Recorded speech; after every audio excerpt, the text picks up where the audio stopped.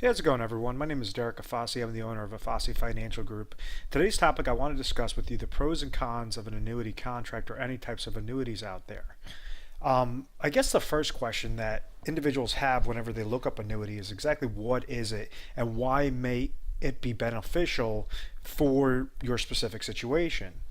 Well, what happened was back in the 1980s and 90s, you had interest rates were in double digit figures. An individual is able to take a large lump sum of money that they've accumulated for their retirement, have that large lump sum, that kind of think of it like a bucket, place it into a fixed account, and then they would get some sort of double digit interest return from that fixed account, understanding that this fixed account was very safe. Their money that was gaining interest was very preserved and protected, and they would just be able to live off the interest year by year by year. Meaning, if someone had $1 million and they wanted to leverage a fixed account, such as a bank CD, a treasury bond, a fixed annuity, whatever that is, if they were making 10% on their money, then they would get $100,000 every single year for however length that contract was. Let's say it was a 5-year contract, and then after the 5 years was done, they'd be able to walk away with their full $1 million, having that completely preserved and protected.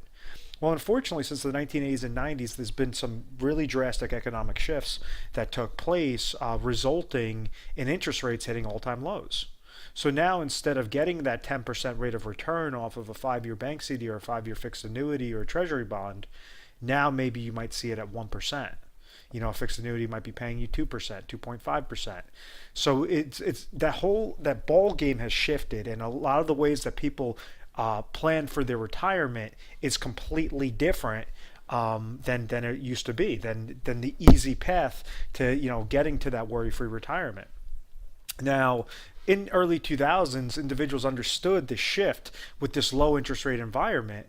So they thought about it and they said, okay, how's there a way that we could still try to make money, still preserve our accounts, and take off interest in the process, where we're only living off of our interest and we're still leaving our principal to our beneficiaries. And what happened was, the big mistake that was made was individuals would leverage something known as mutual funds, or just risky type accounts, not safe type accounts. And what this does is it correlates to a term that I use in pretty much every video, because I really want to hit home with anybody that's watching this, is reverse dollar cost averaging. And what this says is, if you have that same individual that accumulated $1 million and they said, okay, wow, I can't utilize those fixed accounts anymore. Now have to throw my money in the market and hope that the market's going to do well. As long as I make my money, if I diversify it in a conservative way, I shouldn't outlive this money, right?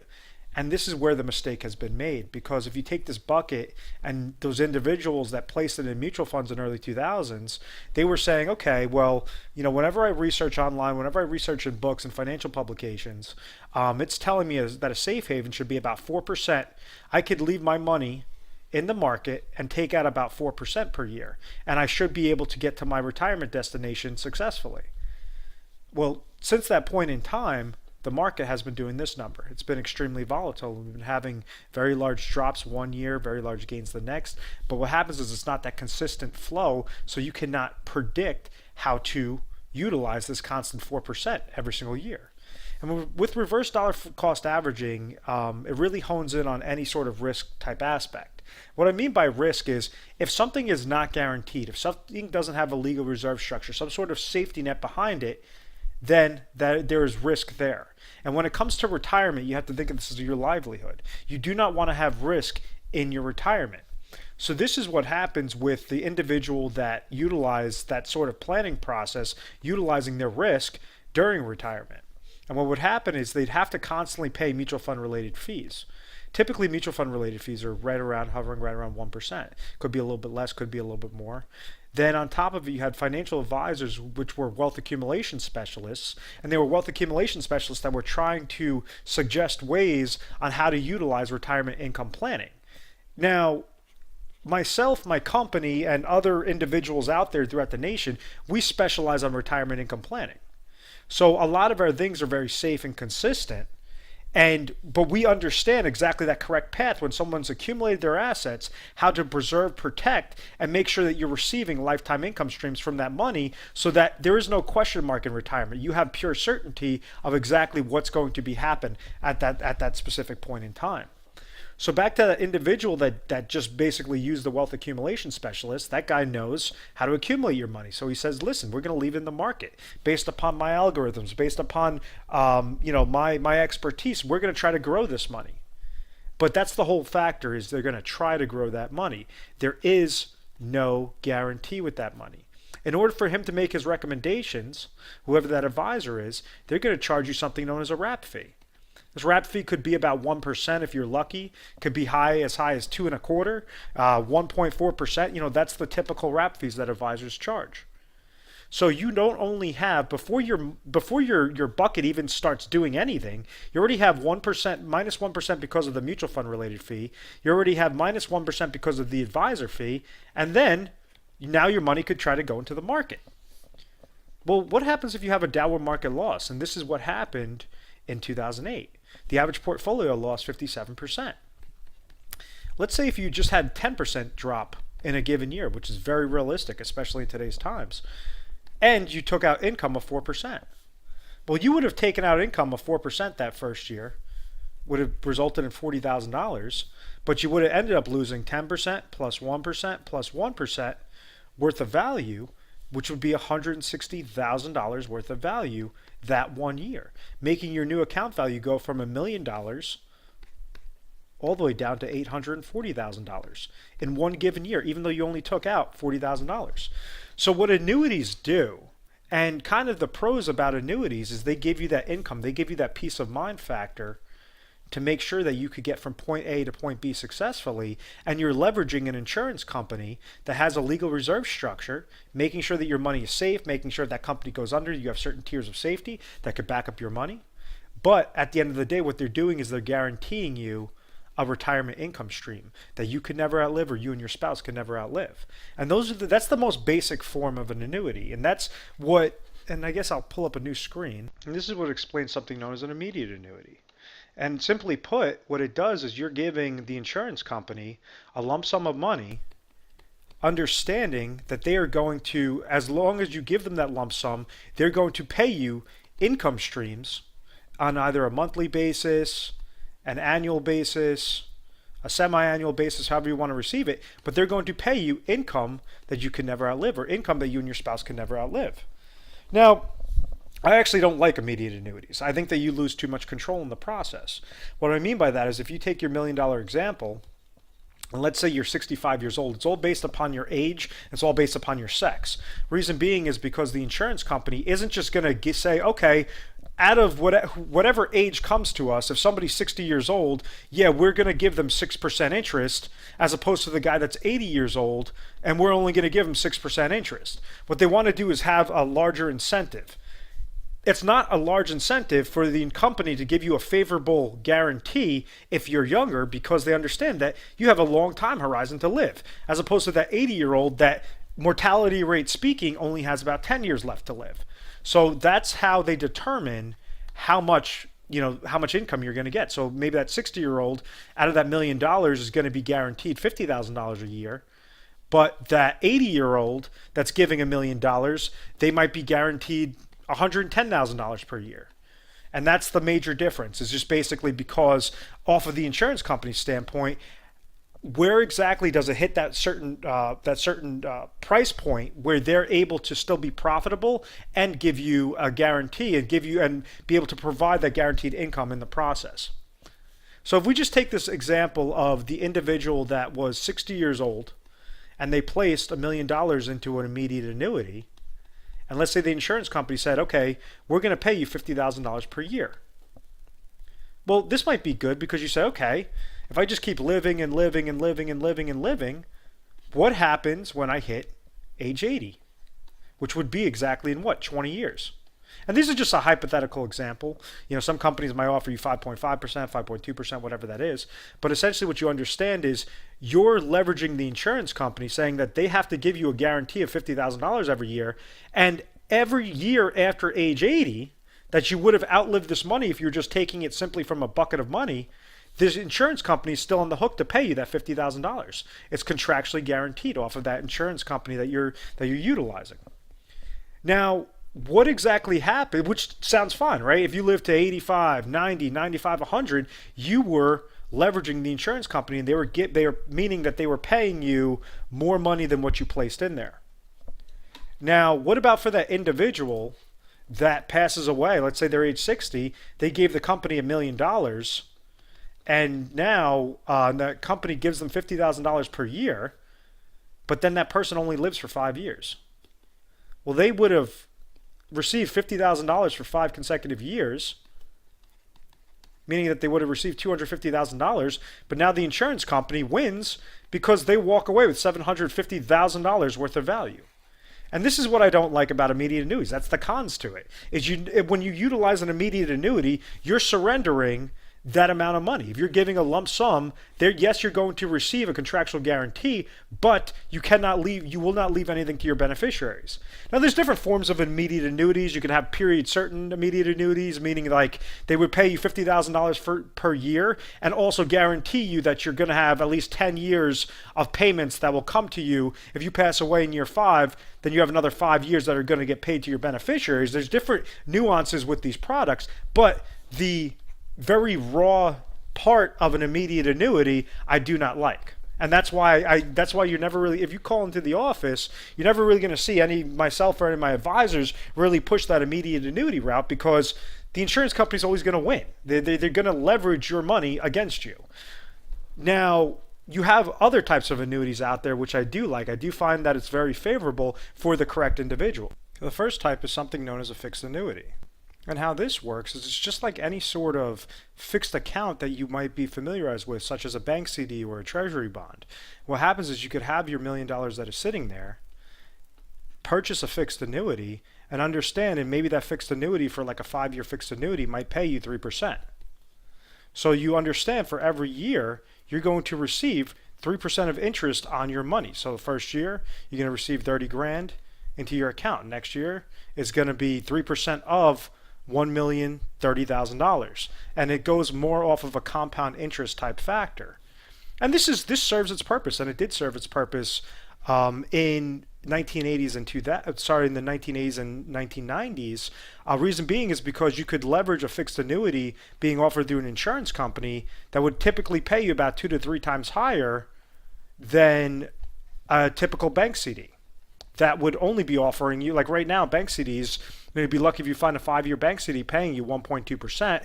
And right now, with fixed annuities, you'd be lucky if you could find one paying you about 3% per year. So it's all the same sort of concept. Both have some form of legal reserve structure into it, except for a fixed annuity is owned through an insurance company, and insurance companies cannot offer bank CDs, just like a bank CD is offered through a bank, and the banks cannot offer fixed annuities. So just understand, it's just for that very safe individual that says, okay, I want to place my money in here short term, and I want to know precisely how much I'm going to receive.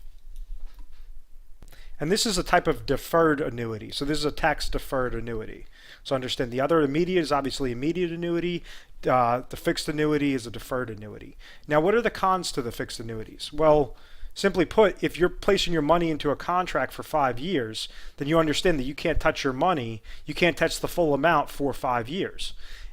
Also, another con is currently interest rate environment is so low. You'll be lucky if you could find a product with about 3% rate of return that will be paying you a fixed percentage rate of 3% year by year by year. So, with those two cons, that could really make the difference between whether or not you want to go that fixed annuity route. But rather than an annuitization, because what happens is all annuities, they offer you some sort of annuitization factor, and this is where the confusion lies. What this means is that same concept where you're paying an insurance company and the insurance company could pay you a lifetime income stream, every single annuity offers that. That's the whole premise. That's the shell. That's the inner core of an annuity. But you don't have to annuitize all contracts, and that's exactly what we recommend against is annuitization. Reason being is because when you annuitize and you're completely surrendering your money, then now you're at the insurance company's discretion. So if you have a fixed annuity, you could just play by the rules and get that fixed interest rate, fixed interest rate. After 5 years you're done, you take that larger bucket of money and then you roll it over into something else. So you don't have to stay within that fixed annuity. If that company then offers you a better deal in 5 years, then obviously you could roll it over into that new product line. But my recommendation is you never annuitize a fixed annuity. Now, the next type of annuity that I really recommend, I recommend especially in today's times in this low interest rate environment and but potential upward market movements, I recommend the fixed index annuity or the hybrid annuity.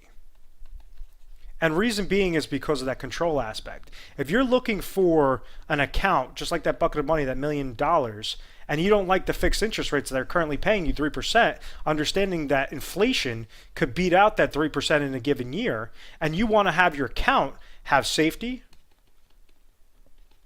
preservation, and eliminate any downward market losses, meaning that your accounts do not become affected with downward market losses while participating in upward market growth, this is where a fixed index annuity works very, very well. What I mean by that is kind of think of that $1 million, but now we're going to put a little shell over it. There's no guarantee on exactly what your interest rate is going to be year by year, but it's going to be invested within a stock market index of your choosing. Typically, each company offers you about 5 different options. Some might be like an S&P 500. Another one might be a Dow Jones Industrial. There's different types of allocations out there. Now, with the fixed index annuity, year by year, it goes by a 1 year point to point. So it says, okay, out of that year, out of that index that you chose, did that index go up? If the index went up, then they're going to execute and you're going to receive a portion of those gains. The next year, did that index go down? If that index went down, they do not execute and you receive a gain of 0%. So essentially, if you're looking at a market and the market does one of these numbers, with a fixed index annuity in a hypothetical example, you would increase whenever the market goes up. Whenever the market goes down, you're going to decrease. You're going to stay exactly the same. Whenever the market goes up, you're going to increase. Whenever it goes down, you're going to stay exactly the same. Whenever it goes up, you're going to increase. Whenever it goes down, you're going to stay exactly the same. So it allows you to have that safety and consistency in your account value year by year by year. Now, the next type of annuity out there, which I really like to leverage because I believe that it gives the client control while allowing their money to grow whenever the market increases, flatline whenever the market goes down, and also provide a lifetime income stream that they could never outlive. Now, anything that is not taken from that lifetime income stream, just like the immediate annuity example, if you were getting paid, if you were getting offer of $50,000 per year from your $1 million, and let's say that bucket of money, let's say you only lived for 5 years, and let's say you never had growth into that bucket, well, you would have taken out $250,000.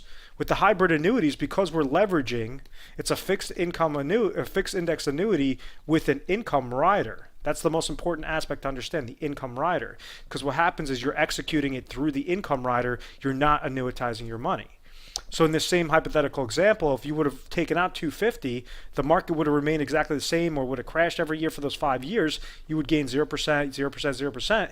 You would have taken out 250, your account value would be sitting at 750, and if something happened to you, you passed away, your beneficiaries will now receive the 750,000. On the opposite end of the spectrum, let's say if you just kept living and living and living and living and living, and all of a sudden you got past age 80. And let's say that the market never gained again and you just kept taking out 50,000, 50,000, 50,000, 50,000, and you were 60 years old. So you would have outlived, if you would have had this money in a bucket of money, and you would have tried taking out 5% from that bucket, you would have outlived that money. There would be no guarantee there. With the hybrid annuity, with that income rider, it allows you to execute that income and have it forever. So if you had it on your life only or on a joint life only, whatever option you choose, you could have that $50,000. Let's say you're living in your 80s, your 90s, your hundreds. $50,000 is still contractually guaranteed to go to you through the insurance company when you set up that contract at inception. So, that's why I like leveraging a lot of the hybrid annuity aspects or the fixed index annuity aspect, especially in today's times. Reason being is because nobody knows if interest rates are going to increase back up, or when they do increase, when is that going to happen? Is it going to happen 10 years out from today? Is it going to happen 15 years out from today, 20 years out? And you don't have that long time horizon for those individuals that are turning age 60 or 70 and they want to start taking retirement income. This is why I like to leverage the hybrid annuity aspects. Now, there definitely are some cons with these things, though, because the company has to give you a guarantee. They have to give the client a guarantee. So when they're giving you a guarantee, they're saying, okay, whenever the market goes up, you're going to gain into your account. Whenever the market goes down, you're going to gain 0%. We're going to also, if you're receiving a fixed index annuity with an income rider, we're guaranteeing you a lifetime income stream that you could never outlive. They might charge you. You might have to pay a fee for that. Some companies offer a rider charge. Some companies don't have a rider charge. But typically, all of these rider charges are less than 1%. So it's a lot less than any sort of mutual fund, and definitely less than any sort of mutual fund and wrap fee from an advisor. So, but what happens is that fee is the only negative that could potentially happen to that account value. Meaning, if the market keeps crashing, and you were in a hybrid annuity, then, and let's say your rider charge is 0.50%, well, then you understand that 0.50% would be coming out year by year by year. When you outweigh the pros and cons, I mean, the pros, I think, completely supersede any of those cons. The other aspect is time horizon. Just like if you threw your money into a bank CD, let's say you threw your money into a 1-year bank CD that's paying you 0.20% right now, or you had a 5-year bank CD that's paying you 1% right now, why exactly can they give you a higher rate of return off of that 5-year bank CD as opposed to that 1-year bank CD? And the reason being is because of the time. The amount of time that your money is locked into there, they could give you a higher guarantee than with that lower time horizon. That's the same concept with the fixed index annuities. Typically, and also the hybrid annuities, typically their contracts go about 10 years out, meaning that you have some sort of restrictions within the first 10 years. After 10 years, then it's 100% liquid. So whenever you're you're interested in getting set up with an annuity and possibly a hybrid annuity, you have to determine, say, listen, if I'm getting set up here, I know for sure what my retirement destination is going to be. I understand all the pros, I understand all the cons, and when we're setting it up, you know exactly what the worst case scenario is, and then you also understand that, you know what, I don't want to throw all my money in there and then gank all my money out the next year or in 3 years, because that's when these things do not work. It works specifically for the correct individual that's looking to have safety, preservation, upward market growth potential without any downward market losses, and also provide a type of personal pension aspect through their lifetime income rider. One of the things that I always say at the end of every video is I say, give our 1-800 number a call. We implemented 24/7 customer service. We are A+ rated on the Better Business Bureau. The reason being is because of our methodical process. We try to make sure that this is very systematic. We try to make sure that we try to give you good advice off of your goals. If you have specific goals, and let's say what you're currently doing is getting you there successfully, we're going to tell you, listen, don't leverage an annuity. Don't leverage anything else regarding a retirement income plan. You do not need that. This is for the individual. Should call our office if they say, listen, I do not know what I have. I do not know my options out there. I understand that I have a 401k or I have an IRA or a cash account that's sitting here, but I want to have that certainty in retirement. I want to have that certainty that I'm not paying a lot of these money, that I'm not paying my money towards fees. I'm not paying my money's not susceptible to downward market risk. It's not susceptible to any advisor fees. And I want to know how to get from point A to point B successfully in a very safe manner. And that's what we try to do. We try to help dissect this information. We create videos for you. We give you personalized information, personalized reports, and that's why we've never had a complaint. With our company, and why we are the best rating you could possibly have on the Better Business Bureau. I want to thank you very much for watching this video. Please subscribe to our YouTube channel. Reason being is because we try to update videos every week, every couple of days, to make sure that you're getting the most recent content. And you could always have access to the newest videos just by subscribing, and you always have it going to your email inbox or your YouTube account. So it's very important. Once again, my name is Derek Afasi, owner of Afasi Financial Group. I want to thank you very much for watching this video, and please be on the lookout for some of our other videos. Thanks, guys.